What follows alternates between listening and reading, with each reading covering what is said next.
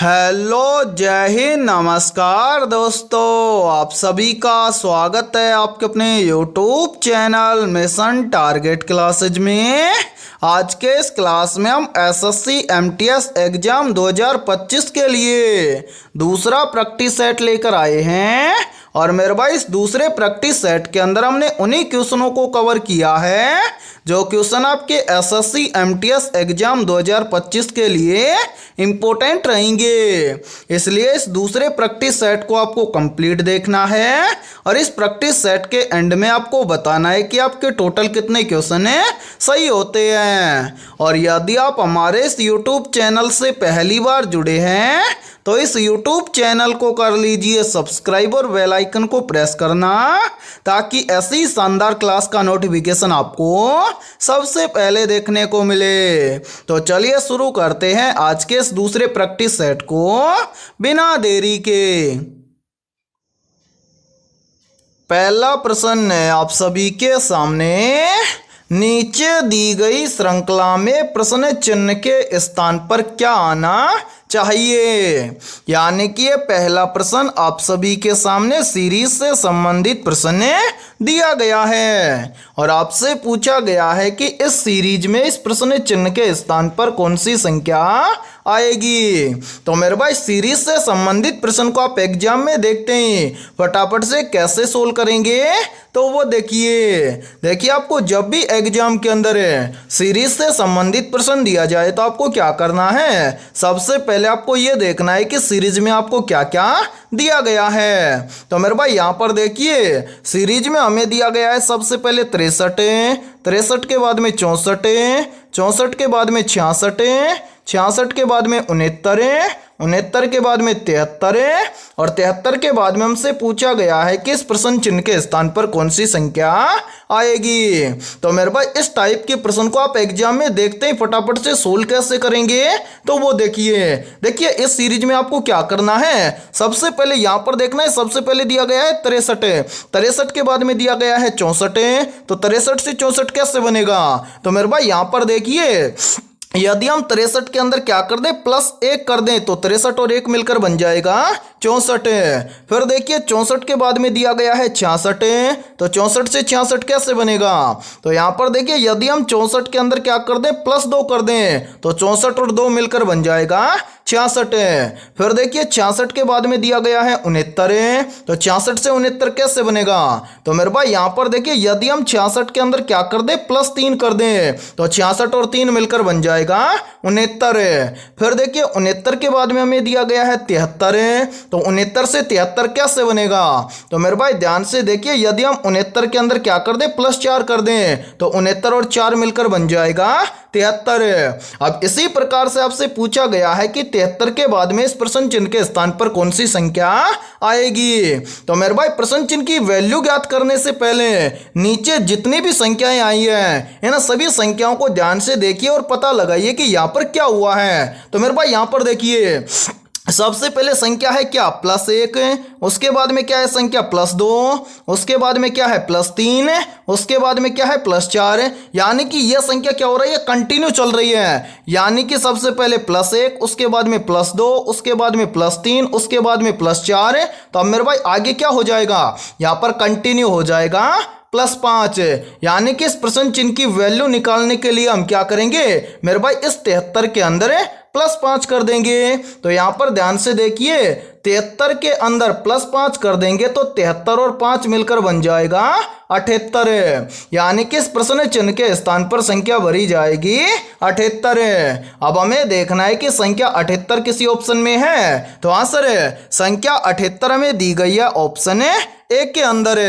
तो पहले प्रश्न के अंदर ऑप्शन ए हो जाएगा सभी का करेक्ट आंसर है। तो उम्मीद करता हूं कि पहला प्रश्न आपको अच्छे से क्लियर हो गया होगा। और जब भी आपको एग्जाम के अंदर सीरीज से संबंधित प्रश्न दिया जाएगा तो आप फटाफट से सोल्व कर लेंगे। ठीक है, तो चलिए फिर अगला प्रश्न देखते हैं। दूसरा प्रश्न है आप सभी के सामने।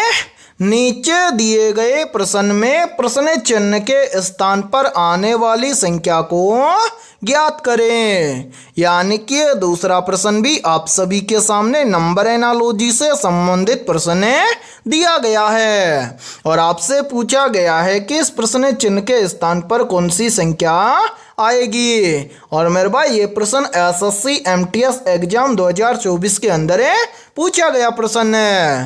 तो इस टाइप के प्रश्न को आप एग्जाम में देखते ही फटाफट से कैसे सोल्व करेंगे तो वो देखिए आपको जब भी एग्जाम के अंदर इस टाइप का प्रश्न दिया जाए तो आपको क्या करना है, सबसे पहले आपको यहाँ पर पता करना है कि यहाँ पर 113 से यहाँ पर 25 कैसे बना है। यानी कि जिस प्रकार से यहाँ पर 113 से 25 बना है उसी प्रकार से हम यहाँ पर बताएंगे कि 231 से इस प्रश्न चिन्ह के स्थान पर कौन सी संख्या आएगी। तो मेरे भाई यहाँ पर देखिए इस प्रश्न को बहुत ही शानदार लॉजिक के आधार पर सोल्व किया गया है। कैसे, तो वो देखिए यहाँ पर देखिए मेरे भाई सबसे पहले हमें यहाँ पर दिया गया है 113 और यहाँ पर हमें बताना है कि 113 से यहाँ पर 25 कैसे बना है। तो मेरे भाई 113 से यहाँ पर 25 बनाने के लिए क्या किया गया है, सबसे पहले 113 की सभी संख्याओं को आपस में जोड़ा गया है। तो यहाँ पर देखिए 113 की सभी संख्याओं को आपस में जोड़ेंगे तो 1 और 1 मिलकर बन जाएगा 2, 2 और 3 मिलकर बन जाएगा 5। तो यहाँ पर देखिए सभी संख्याओं को जोड़ा तो कितना है 5। अब 5 से 25 बन जाएगा कैसे, तो मेरे भाई यहाँ पर ध्यान से देखिए यदि हम इस 5 को इसी 5 के साथ में क्या कर दें, गुणा कर दें तो यहाँ पर बन जाएगा 25। और ध्यान से देखिए 25 यहाँ पर आप सभी के सामने दिया गया है। अब इसी प्रकार से हम क्या करेंगे, यही सेम लॉजिक हम लगाएंगे 231 के अंदर और 231 से इस प्रश्न चिन्ह की वैल्यू ज्ञात करेंगे। तो करेंगे क्या, सबसे पहले तो इस 231 की सभी संख्याओं को आपस में जोड़ लेंगे। तो मेरे भाई यहाँ पर ध्यान से देखिए 231 की सभी संख्याओं को आपस में जोड़ेंगे तो 2 और 3 मिलकर बन जाएगा 5, 5 और 1 मिलकर बन जाएगा 6। अब जिस प्रकार से यहाँ पर 5 का गुणा 5 के साथ में ही किया गया था उसी प्रकार से हम भी यहाँ पर क्या कर देंगे, 6 का गुणा कर देंगे 6 के साथ में। तो मेरे भाई यहाँ पर देखिए 6 का गुणा 6 के साथ में करेंगे तो यहाँ पर बन जाएगा 6 छंगा के 36। यानी कि इस प्रश्न चिन्ह के स्थान पर संख्या भरी जाएगी 36। अब हमें देखना है कि 36 किसी ऑप्शन में है, तो आंसर 36 हमें दिया गया है ऑप्शन ए के अंदर है। तो दूसरे प्रश्न के अंदर ऑप्शन ए हो जाएगा सभी का करेक्ट आंसर है। तो उम्मीद करता हूं कि दूसरा प्रश्न भी आपको अच्छे से क्लियर हो गया होगा। और जब भी इस टाइप का प्रश्न आपको एग्जाम में दिया जाएगा तो आप फटाफट से सोल्व कर लेंगे। और इसी के साथ में देखिए आप सभी के लिए बहुत ही इंपॉर्टेंट सूचना है, यदि आप पहली बार के अंदर एसएससी एमटीएस एग्जाम 2025 को क्रैक करना चाहते हैं तो हमने आपके एसएससी एमटीएस एग्जाम 2025 के लिए जीके, जीएस, इंग्लिश, मैथमेटिक्स और रीजनिंग यानी कि ऑल सब्जेक्ट के ऊपर मोस्ट इंपोर्टेंट क्वेश्चन का मास्टर पीडीएफ सेट तैयार किया है। और जो भी अभ्यर्थी ये मास्टर पीडीएफ सेट लेना चाहता है वो हमारे इस व्हाट्सएप नंबर पर कांटेक्ट करके ले सकता है। और मेरे भाई इस मास्टर पीडीएफ सेट की प्राइस हमने रखी है मात्र और मात्र 99 रुपये। यानी कि 99 रुपये की फीस के अंदर आपको एसएससी एमटीएस एग्जाम 2025 के लिए ऑल सब्जेक्ट के ऊपर 25,000 प्लस रामबाण क्वेश्चनों का मास्टर पीडीएफ सेट दिया जाएगा। और मेरे भाई ये सभी क्वेश्चन आपको फुल सॉल्यूशन के साथ में मिलने वाले हैं। और मैं आप सभी को एक गारंटी देता हूं, यदि आप एसएससी एमटीएस एग्जाम 2025 से पहले इस कंप्लीट मास्टर पीडीएफ सेट को अच्छे से तैयार कर लेते हैं तो आप पहली बार के अंदर एसएससी एमटीएस एग्जाम 2025 को क्रैक कर जाएंगे। ठीक है, तो मेरे भाई जल्दी से जाइए और इस व्हाट्सएप नंबर पर आप कांटेक्ट करके इस मास्टर पीडीएफ सेट को ले लीजिए और एग्जाम से पहले अपनी तैयारी को मजबूत बना लीजिए। ठीक है, तो चलिए फिर अगला प्रश्न देखते हैं।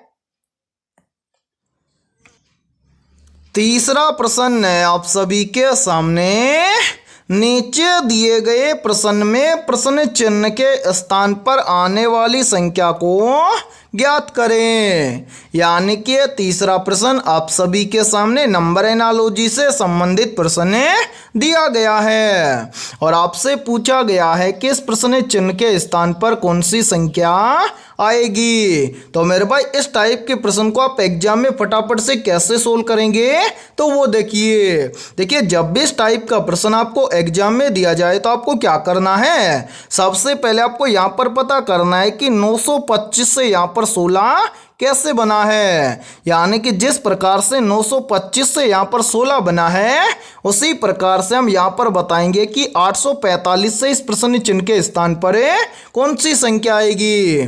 तो मेरे भाई यहाँ पर ध्यान से देखिए इस टाइप के प्रश्न को आप कैसे सोल्व करेंगे। तो यहाँ पर देखिए सबसे पहले हमें क्या करना है, यहाँ पर पता करना है कि 925 से यहाँ पर 16 कैसे बना है। तो मेरे भाई 925 से यहाँ पर 16 बनाने के लिए क्या किया गया है, सबसे पहले इस 925 की सभी संख्याओं को आपस में जोड़ा गया है।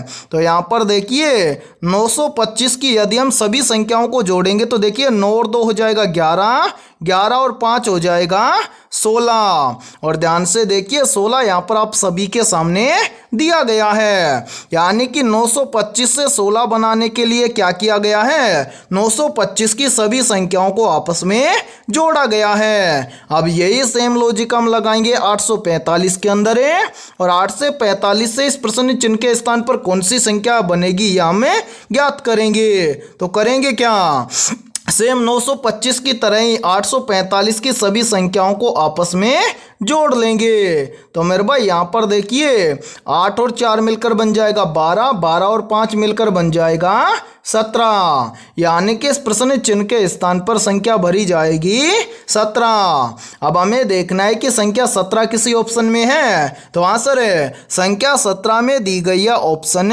ए के अंदर है। तो तीसरे प्रश्न के अंदर ऑप्शन ए हो जाएगा सभी का करेक्ट आंसर है। तो उम्मीद करता हूं कि तीसरा प्रश्न भी आपको अच्छे से क्लियर हो गया होगा। और जब भी इस टाइप का प्रश्न आपको एग्जाम में दिया जाएगा तो फटाफट से सोल्व कर लेंगे। ठीक है, तो चलिए फिर अगला प्रश्न देखते हैं। चौथा प्रश्न है आप सभी के सामने, निम्नलिखित में से कौन सी संख्या दी गई श्रृंखला में प्रश्न चिन्ह को प्रतिस्थापित करेगी। यानी कि चौथा प्रश्न आप सभी के सामने सीरीज से संबंधित प्रश्न दिया गया है और आपसे पूछा गया है कि इस सीरीज में इस प्रश्न चिन्ह के स्थान पर कौन सी संख्या आएगी।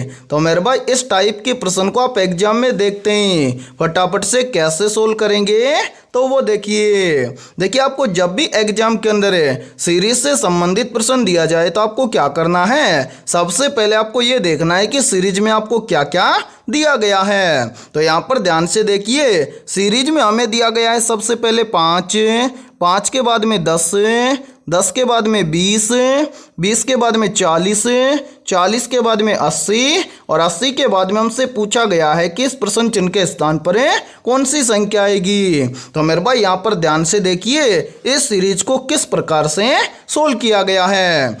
तो यहाँ पर एक बार हम इन सभी को यहाँ से थोड़ा सा हटा देते हैं ताकि आपको समझने में कोई भी प्रॉब्लम ना आए। तो यहाँ पर देखिए इस सीरीज में हमें सबसे पहले दिया गया है 5, 5 के बाद में दिया गया है 10। तो मेरे भाई 5 से 10 कैसे बनेगा, तो ध्यान से देखिए यदि हम 5 का 2 गुना कर दें तो यहाँ पर बन जाएगा 5 दूना के 10। फिर देखिए 10 के बाद में हमें दिया गया है 20, तो 10 से 20 कैसे बनेगा, तो यहाँ पर भी देखिए यदि हम 10 का क्या कर दें 2 गुना कर दें तो यहाँ पर बन जाएगा 10 दूना के 20। फिर देखिए 20 के बाद में दिया गया है 40, तो 20 से 40 कैसे बनेगा, तो यहाँ पर भी देखिए यदि हम 20 का क्या कर दें 2 गुना कर दें तो 20 दूना के बन जाएगा 40। 40 के बाद में दिया गया है 80, तो मेरे भाई 40 से 80 कैसे बनेगा, तो यहाँ पर भी देखिए यदि हम 40 का क्या कर दें 2 गुना कर दें तो 40 दूना के बन जाएगा 80। अब इसी प्रकार से हमसे पूछा गया है कि 80 से इस प्रश्न चिन्ह के स्थान पर कौन सी संख्या आएगी। तो मेरे भाई 80 से इस प्रश्न चिन्ह की वैल्यू निकालने से पहले आपको क्या करना है, नीचे जितनी भी संख्याएं आई है इन सभी संख्याओं को ध्यान से देखना है और पता लगाना है कि यहाँ पर क्या हुआ है। तो मेरे भाई यहाँ पर देखिए 5 से 10 लाने के लिए क्या किया गया है, 2 गुना। 10 से 20 लाने के लिए क्या किया गया है, 2 गुना। 20 से 40 लाने के लिए क्या किया गया है, 2 गुना। 40 से 80 लाने के लिए क्या किया गया है, 2 गुना। यानी कि सभी में 2 गुना किया गया है। तो 80 से इस प्रश्न चिन्ह की वैल्यू निकालने के लिए हम इस 80 का भी क्या कर देंगे, 2 गुना कर देंगे। तो मेरे भाई यहाँ पर देखिए 80 का हम क्या कर देंगे, 2 गुना कर देंगे। तो 80 का 2 गुना कितना होता है, तो मेरे भाई 80 का 2 गुना होता है 160। यानी कि इस प्रश्न चिन्ह के स्थान पर संख्या भरी जाएगी 160। अब हमें देखना है कि 160 किसी ऑप्शन में है, तो हाँ सर 160 में दिया गया है ऑप्शन बी के अंदर। तो चौथे प्रश्न के अंदर ऑप्शन बी हो जाएगा सभी का करेक्ट आंसर है। तो उम्मीद करता हूं कि चौथा प्रश्न भी आपको अच्छे से क्लियर हो गया होगा। और जब भी इस टाइप का प्रश्न आपको एग्जाम में दिया जाएगा तो आप फटाफट से सोल्व कर लेंगे। ठीक है, तो चलिए फिर अगला प्रश्न देखते हैं। पांचवा प्रश्न है आप सभी के सामने। यदि 1 + 4 = 9 है और 2 + 8 = 18 है तथा 3 + 6 = 15 है तो 7 + 8 बराबर क्या होगा। यानी कि पांचवा प्रश्न आप सभी के सामने गणितीय संक्रियाओं से संबंधित प्रश्न दिया गया है। तो मेरे भाई इस टाइप के प्रश्न को आप एग्जाम में देखते हैं फटाफट से कैसे सोल्व करेंगे। तो वो देखिए हमें क्या करना है, सबसे पहले हमें यहाँ पर पता करना है कि 1 + 4 = 9 कैसे लिखा गया है। तो मेरे भाई यहाँ पर देखिए यहाँ पर 1 + 4 = 9 लिखा गया है कैसे। तो सबसे पहले देखिए मेरे भाई इस 1 को लिखा गया है ऐसे कि ऐसे, उसके बाद में प्लस, तो यहाँ पर किया गया है प्लस, फिर क्या है 4। तो मेरे भाई इस 4 का क्या किया गया है, 2 गुना। 4 का 2 गुना कितना होता है, 8 है। यदि हम 1 और 8 को आपस में जोड़ देंगे तो यहाँ पर बन जाएगा 9। और यहाँ पर देखिए 9 आप सभी के सामने दिया गया है। अब इसी प्रकार से यहाँ पर देखते हैं कि 2 + 8 = 18 इसी प्रकार से लिखा गया है क्या। तो यहाँ पर हम क्या करेंगे, सबसे पहले 2 को लिखेंगे ऐसे कि ऐसे, उसके बाद में प्लस यहाँ पर कर देंगे प्लस, फिर क्या है मेरे भाई 8 का हम क्या कर देंगे 2 गुना। 8 का 2 गुना कितना होता है 16। यदि हम 2 और 16 को आपस में जोड़ देंगे तो यहाँ पर बन जाएगा 18। और मेरे भाई यहाँ पर देखिए 18 आप सभी के सामने दिया गया है। अब इसी प्रकार से हम यहाँ पर देखेंगे कि 3 + 6 = 15, ये सेम इसी प्रकार से लिखा गया है क्या। तो करेंगे क्या, सबसे पहले मेरे भाई 3 को लिखेंगे ऐसे कि ऐसे, उसके बाद में प्लस यहाँ पर कर देंगे प्लस, फिर क्या है 6, तो इस 6 का हम क्या कर देंगे 2 गुना। 6 का 2 गुना कितना होता है 12 होता है। यदि हम 3 और 12 को आपस में ऐड कर देंगे तो 3 और 12 मिलकर बन जाएगा 15। और ध्यान से देखिए 15 यहाँ पर आप सभी के सामने दिया गया है। तो उम्मीद करता हूँ कि यहाँ पर आप आसानी से बता दोगे कि 7 + 8 बराबर क्या होगा। तो मेरे भाई हम क्या करेंगे, सबसे पहले 7 को लिख देंगे ऐसे कि ऐसे, उसके बाद में प्लस यहाँ पर कर देंगे प्लस, फिर क्या है 8 का हम क्या कर देंगे 2 गुना कर देंगे। 8 का 2 गुना कितना होता है 16 होता है। यदि हम 7 और 16 को आपस में जोड़ देंगे तो 7 और 16 मिलकर बन जाएगा 23। यानी कि 7 + 8 बराबर लिखा जाएगा 23। और 23 ध्यान से देखिए हमें दिया गया है ऑप्शन डी के अंदर। तो पांचवें प्रश्न के अंदर ऑप्शन डी हो जाएगा सभी का करेक्ट आंसर। तो उम्मीद करता हूं कि पांचवा प्रश्न भी आपको अच्छे से क्लियर हो गया होगा। और जब भी इस टाइप का प्रश्न आपको एग्जाम में दिया जाएगा तो फटाफट से सोल्व कर लेंगे। ठीक है, तो चलिए फिर अगला प्रश्न देखते हैं। छठा प्रश्न है आप सभी के सामने। भाखड़ा नांगल बांध किस नदी पर स्थित है। ऑप्शन ए है गोदावरी नदी पर, ऑप्शन बी है कावेरी नदी पर, ऑप्शन सी है सतलुज नदी पर और ऑप्शन डी है गंडक नदी पर। तो यहाँ पर देखिए इन चारों में से करेक्ट आंसर हो जाएगा सभी का ऑप्शन है सी, यानी कि भाखड़ा नांगल बांध सतलुज नदी पर स्थित है। तो छठे प्रश्न के अंदर करेक्ट आंसर हो जाएगा सभी का ऑप्शन है सी। तो चलिए फिर अगला प्रश्न देखते हैं। सातवां प्रश्न है आप सभी के सामने। तालीकोटा का युद्ध किस वर्ष लड़ा गया था? मेरे भाई मोस्ट इंपोर्टेंट प्रश्न है ये, तो जल्दी से बताइए इन चारों में से करेक्ट आंसर क्या होगा। आपसे पूछा गया है कि तालीकोटा का युद्ध किस वर्ष लड़ा गया था। तो यहाँ पर देखिए इन चारों में से करेक्ट आंसर हो जाएगा सभी का ऑप्शन है सी, यानी कि तालीकोटा का युद्ध लड़ा गया था 13 जनवरी 1565 में। तो 7वें प्रश्न के अंदर करेक्ट आंसर हो जाएगा सभी का ऑप्शन है सी। और मेरे भाई यहाँ पर देखिए, यदि ये क्लास आपको पसंद आ रही है तो जल्दी से एक बार इस क्लास को लाइक कर दीजिए, और यदि आप हमारे इस YouTube चैनल से पहली बार जुड़े हैं तो इस YouTube चैनल को कर लीजिए सब्सक्राइब और बेल आइकन को प्रेस करना, ताकि ऐसी शानदार क्लास का नोटिफिकेशन आपको सबसे पहले देखने को मिले। तो चलिए फिर अगला प्रश्न देखते हैं। 8वां प्रश्न है आप सभी के सामने, निम्नलिखित में से जोग जलप्रपात किस नदी पर स्थित है? ऑप्शन ए श्रावती नदी पर, ऑप्शन बी है कावेरी नदी पर, ऑप्शन सी है चंबल नदी पर, और ऑप्शन डी है नर्मदा नदी पर। तो जल्दी से बताइए इन चारों में से करेक्ट आंसर क्या होगा। आपसे पूछा गया है कि जोग जलप्रपात किस नदी पर स्थित है। तो यहाँ पर देखिए इन चारों में से करेक्ट आंसर हो जाएगा सभी का ऑप्शन है ए, यानी कि जोग जलप्रपात श्रावती नदी पर स्थित है। तो 8वें प्रश्न के अंदर करेक्ट आंसर हो जाएगा सभी का ऑप्शन है ए। तो चलिए फिर अगला प्रश्न देखते हैं। 9वां प्रश्न है आप सभी के सामने, निम्नलिखित में से गैर नृत्य किस राज्य का प्रसिद्ध लोक नृत्य है? ऑप्शन ए बिहार राज्य का, ऑप्शन बी है राजस्थान राज्य का, ऑप्शन सी है तमिलनाडु राज्य का, और ऑप्शन डी है तेलंगाना राज्य का। तो जल्दी से बताइए इन चारों में से करेक्ट आंसर क्या होगा। आपसे पूछा गया है कि गैर नृत्य किस राज्य का प्रसिद्ध लोक नृत्य है। तो यहाँ पर देखिए इन चारों में से करेक्ट आंसर हो जाएगा सभी का ऑप्शन है बी, यानी कि गैर नृत्य राजस्थान राज्य का प्रसिद्ध लोक नृत्य है। तो 9वें प्रश्न के अंदर करेक्ट आंसर हो जाएगा सभी का ऑप्शन है बी। तो चलिए फिर अगला प्रश्न देखते हैं। 10वां प्रश्न है आप सभी के सामने, काजीरंगा राष्ट्रीय उद्यान भारत के किस राज्य में स्थित है?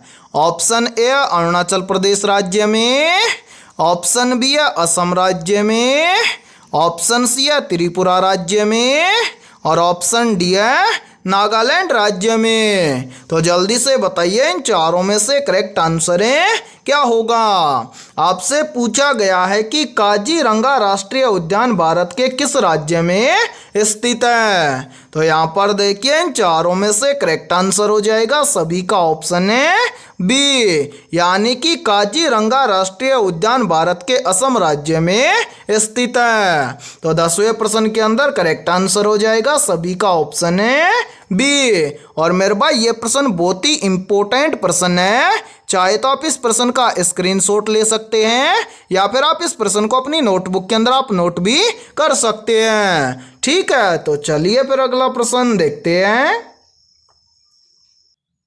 11वां प्रश्न है आप सभी के सामने, भीमा देवी का प्राचीन मंदिर किस राज्य में स्थित है? ऑप्शन ए हरियाणा राज्य में, ऑप्शन बी है मध्य प्रदेश राज्य में, ऑप्शन सी है महाराष्ट्र राज्य में, और ऑप्शन डी है गुजरात राज्य में। तो यहाँ पर देखिए इन चारों में से करेक्ट आंसर हो जाएगा सभी का ऑप्शन है ए, यानी कि भीमा देवी का प्राचीन मंदिर हरियाणा राज्य में स्थित है। तो 11वें प्रश्न के अंदर करेक्ट आंसर हो जाएगा सभी का ऑप्शन है ए। और मेरे भाई यहाँ पर देखिए यहीं से क्वेश्चन और बनता है, और ये क्वेश्चन भी काफी बार एग्जाम के अंदर रिपीट होता है। प्रश्न पूछा जाता है कि भारत के किस राज्य में सर्वाधिक मात्रा में वन क्षेत्र पाया जाता है। तो मेरे भाई याद रखना, भारत के मध्य प्रदेश राज्य में सर्वाधिक मात्रा में वन क्षेत्र पाया जाता है। इसी के साथ में देखिए यहीं से एक क्वेश्चन और बनता है और ये क्वेश्चन भी काफी बार एग्जाम के अंदर रिपीट होता है। प्रश्न पूछा जाता है कि अजंता और एलोरा की गुफाएं किस राज्य में स्थित हैं। तो मेरे भाई याद रखना, भारत के महाराष्ट्र राज्य में अजंता एवं एलोरा की गुफाएं पाई जाती हैं। ठीक है, तो चलिए फिर अगला प्रश्न देखते हैं। 12वां प्रश्न है आप सभी के सामने, भीमा परियोजना किस राज्य में स्थित है। ऑप्शन ए जम्मू कश्मीर राज्य में, ऑप्शन बी है कर्नाटक राज्य में, ऑप्शन सी है महाराष्ट्र राज्य में और ऑप्शन डी है उत्तर प्रदेश राज्य में। तो यहाँ पर देखिए इन चारों में से करेक्ट आंसर हो जाएगा सभी का ऑप्शन है सी, यानी कि भीमा परियोजना महाराष्ट्र राज्य में स्थित है। तो 12वें प्रश्न के अंदर करेक्ट आंसर हो जाएगा सभी का ऑप्शन है सी। और मेरे भाई इस क्लास के अंदर हमने जितने भी क्वेश्चन करवाए हैं या फिर इस क्लास के अंदर आगे क्वेश्चन होने वाले हैं, ये सभी क्वेश्चन एसएससी एमटीएस एग्जाम 2024 के अंदर पूछे गए प्रश्न हैं। ठीक है, तो चलिए फिर अगला प्रश्न देखते हैं। 13वां प्रश्न है आप सभी के सामने, भारत के किस राज्य को चीनी का कटोरा कहा जाता है। ऑप्शन ए बिहार राज्य को, ऑप्शन बी है आंध्र प्रदेश राज्य को, ऑप्शन सी है पंजाब राज्य को और ऑप्शन डी है उत्तर प्रदेश राज्य को। तो यहाँ पर देखिए इन चारों में से करेक्ट आंसर हो जाएगा सभी का ऑप्शन है डी, यानी कि भारत के उत्तर प्रदेश राज्य को चीनी का कटोरा कहा जाता है। तो 13वें प्रश्न के अंदर करेक्ट आंसर हो जाएगा सभी का ऑप्शन है डी। तो चलिए फिर अगला प्रश्न देखते हैं। 14वां प्रश्न है आप सभी के सामने, निम्नलिखित में से हर्यक वंश के संस्थापक कौन थे। तो यहाँ पर देखिए इन चारों में से करेक्ट आंसर हो जाएगा सभी का ऑप्शन है ए, यानी कि हर्यक वंश के संस्थापक थे बिंबिसार। तो 14वें प्रश्न के अंदर करेक्ट आंसर हो जाएगा सभी का ऑप्शन है ए। और मेरे भाई यहाँ पर देखिए आप सभी के लिए बहुत ही इम्पोर्टेंट सूचना है, यदि आप पहली बार के अंदर एसएससी एमटीएस एग्जाम 2025 को क्रैक करना चाहते हैं तो हमने आपके एसएससी एमटीएस एग्जाम 2025 के लिए ऑल सब्जेक्ट के ऊपर 25,000 प्लस रामबाण क्वेश्चनों का मास्टर पीडीएफ सेट तैयार किया है। और जो भी अभ्यर्थी ये मास्टर पीडीएफ सेट लेना चाहता है वो हमारे इस व्हाट्सएप नंबर पर कांटेक्ट करके ले सकता है। व्हाट्सएप नंबर है 7374826893। ये हमारा व्हाट्सएप नंबर है। इस व्हाट्सएप नंबर पर आप कांटेक्ट करके इस मास्टर पीडीएफ सेट को ले सकते हैं। और मेरे भाई इस मास्टर पीडीएफ सेट की प्राइस हमने रखी है मात्र और मात्र 99 रुपये, यानी कि 99 रुपये की फीस के अंदर आपको ऑल सब्जेक्ट के ऊपर रामबाण क्वेश्चनों का मास्टर पीडीएफ सेट दिया जाएगा। और मैं आप सभी को एक गारंटी देता हूं, यदि आप एसएससी एमटीएस एग्जाम 2025 से पहले इन 25,000 प्लस क्वेश्चनों को अच्छे से तैयार कर लेते हैं तो आप फुल में से फुल नंबरों को आसानी से कवर कर जाएंगे, क्योंकि ये सभी क्वेश्चन आपके एसएससी एमटीएस एग्जाम 2025 के न्यू सिलेबस के अकॉर्डिंग तैयार किए गए हैं। ठीक है, तो जिन भी अभ्यर्थियों को ये मास्टर पीडीएफ सेट लेना है वो फटाफट से इस व्हाट्सएप नंबर पर कांटेक्ट करके ले सकता है और एग्जाम से पहले अपनी तैयारी को मजबूत बना सकता है। और इसी के साथ में मेरे भाई 2024 के कंप्लीट प्रीवियस पेपर भी आपको बिल्कुल फ्री में इसके साथ में दिया जाएगा। ठीक है, तो चलिए फिर अगला प्रश्न देखते हैं। 15वां प्रश्न है आप सभी के सामने, निम्न में से तमाशा नृत्य किस राज्य का प्रसिद्ध लोक नृत्य है? ऑप्शन ए महाराष्ट्र राज्य का, ऑप्शन बी है गुजरात राज्य का, ऑप्शन सी है हरियाणा राज्य का और ऑप्शन डी है मध्य प्रदेश राज्य का। तो यहाँ पर देखिए इन चारों में से करेक्ट आंसर हो जाएगा सभी का ऑप्शन है ए, यानी कि तमाशा नृत्य महाराष्ट्र राज्य का प्रसिद्ध लोक नृत्य है। तो 15वें प्रश्न के अंदर करेक्ट आंसर हो जाएगा सभी का ऑप्शन है ए। तो मेरे भाई आज के इस क्लास के अंदर इतना ही।